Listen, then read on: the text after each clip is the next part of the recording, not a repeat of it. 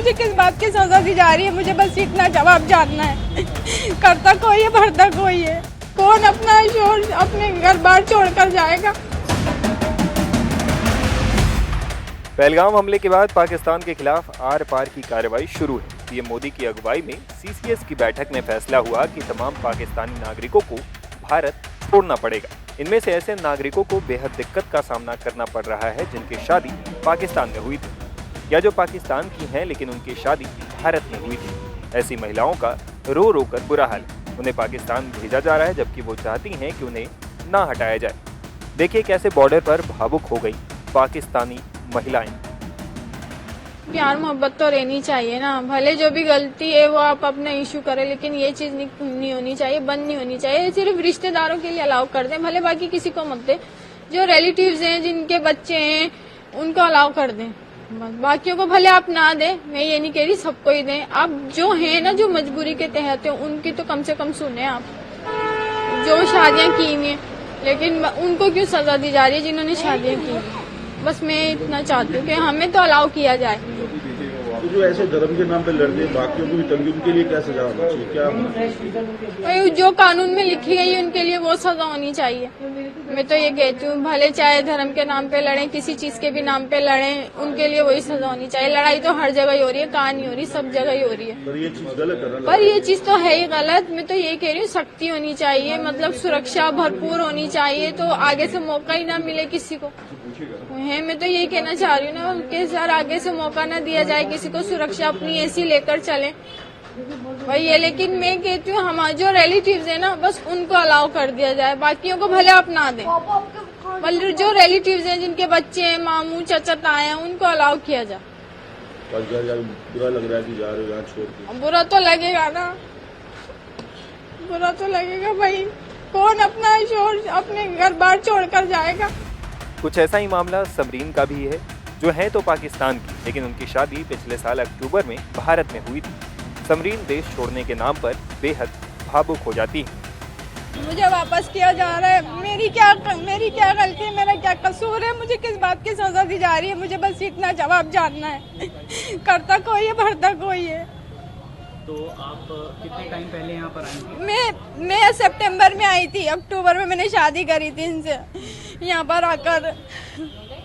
तो आपके पास क्या वीजा वगैरह, लॉन्ग टर्म वीजा जो होता है वो मैंने जमा करवा रखी थी, पेंडिंग पर थी। अभी मिला नहीं? अभी इन्होंने दिया नहीं।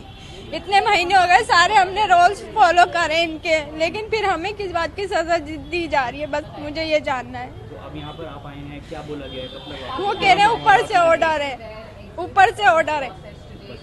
तो आप कितना टाइम में आपको वापस भेजने के लिए कहा जा रहा है? कल आज बोल दिया कि चले जाओ। आपकी लास्ट ईयर ही शादी हुई है सितंबर में? ये अक्टूबर में 12 अक्टूबर को शादी की है। तो लॉन्ग टाइम वीजा अभी तक इन्होंने नहीं दिया। इसमें हमारा तो कसूर नहीं है ना, इनको तो अप्लाई करना चाहिए ना। अब जिनका नहीं है उनको भेज रहे हैं, जिनको मिल गया उनको नहीं भेज रहे हैं। अब जिनका नहीं है उनका क्या कसूर है। तो आप क्या वहाँ से वीजा पर आई थी? मैं भी वीजा पर ही आई थी, वीजा लेकर आई थी। कितने टाइम के लिए? सितंबर में। नहीं, कितने टाइम का वीजा? हमारा 1.5 महीने का वीजा था। अच्छा, 1.5 महीने का वीजा। 1.5 महीने के बाद वीजा वो एक्सपायर हो गया। फिर मैंने शादी कर ली थी ना। अब ये लोग मुझे लॉन्ग टर्म वीजा देते हैं, लेकिन अभी तक दी नहीं इन्होंने। इतना परेशान कर रहे हैं। हम वीजा इतनी मुश्किलों से लेकर आए, 7 महीने में तो हमारी वीजा ही आई थी। हमें वीजा मिलने में भी बहुत मुश्किल है। बताएं हमारा क्या कसूर है इसमें? जो आते जाते उनका क्या कसूर है? उनके लिए तो कोई चीज निकाले ना ये। एक सवाल ये है कि जिस तरह से पहलगाम में हुआ और सर देखिए, उसमें तो हमारा कसूर नहीं है ना, उसमें तो हम लोग नहीं है, उसमें तो हमारा कसूर नहीं है। मैं तो कहती हूँ जिसने किया है गलत बहुत हुआ है, जिसने किया उसको सजा दो।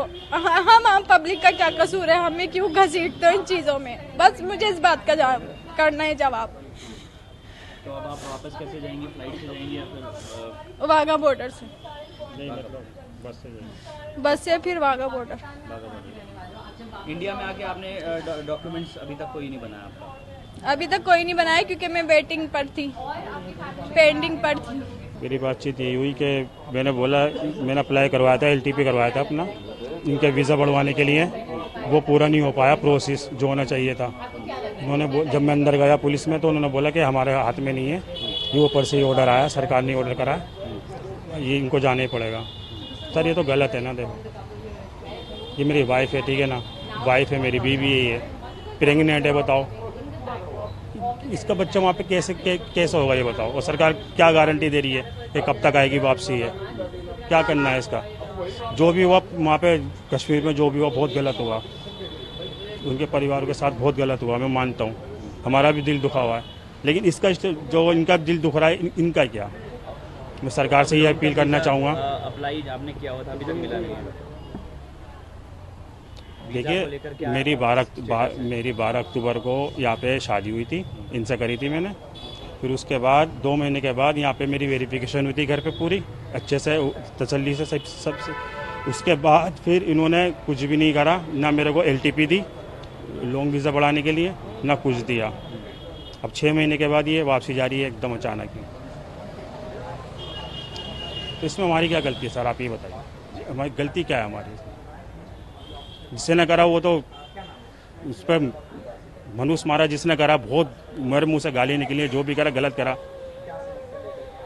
जिन परिवारों के साथ करा हमें भी बहुत दुख है, लेकिन इसमें हमारी क्या गलती है, इनकी क्या गलती है, इन लोगों की क्या गलती है?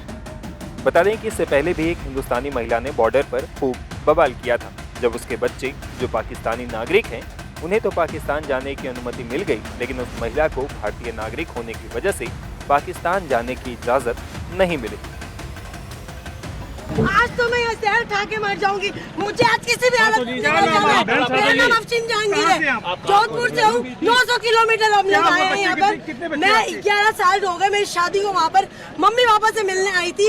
विदिन 48 आवर्स में खाली करो, निकल गए मेरे 2 बच्चे बॉर्डर के उस पार खड़े हुए अपने पापा के साथ। या फिर गवर्नमेंट ने ये क्यों नहीं चलाया कि जिनकी शादियां हुई हुई है, जो बच्चे यहाँ आए हुए हैं, उनको ये प्रोटोकॉल फॉलो करना। बस हेडलाइन चला दी 48 आवर की। मुझे कुछ नहीं पता, मेरी आवाज जहाँ तक भी पहुँच रही है, मुझे आज किसी भी हालत में बॉर्डर क्रॉस करना, वरना मैं यही धरना दे के बैठ जाऊंगी। ये कोई तरीका थोड़ी ना हुआ, हम लोग लाखों रुपए बर्बाद करके आए, इतने आराम से पैसा कमाते हैं क्या? वहाँ पर मेरा मियाँ खड़ा हुआ है, इतना थोड़ी ना होता है। मुझे कुछ नहीं, ये मेरी नेशनलिटी की स्लीप है, कैप्चर करे। ये मुझे हाफ नेशनलिटी मिली हुई है, ठीक है ना, ये मुझे हाफ नेशनलिटी मिली हुई है, सही है। और इसके बुनियाद पर मुझे ये लोग नहीं रोक सकते, ठीक है। मैं हाफ पाकिस्तान नेशनल हूँ, अगर मुझे नेशनलिटी नहीं मिली मेरा कसूर है। आप लोग प्रोटोकॉल देते 20 साल बाद नेशनलिटी मिलेगी।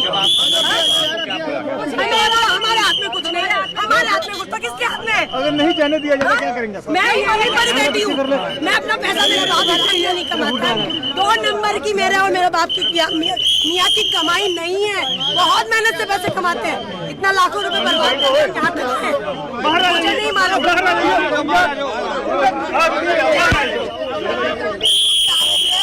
ये कौन सा है कि शादीशुदा औरत अपने घर जा रही है, सारा वीजा मेरा दिया हुआ है, मेरे पास सबूत है, मेरे हस्बैंड का नाम मेरे पासपोर्ट में ऐड है, उसके बावजूद भी हमारे हाथ में कुछ नहीं है। हाँ?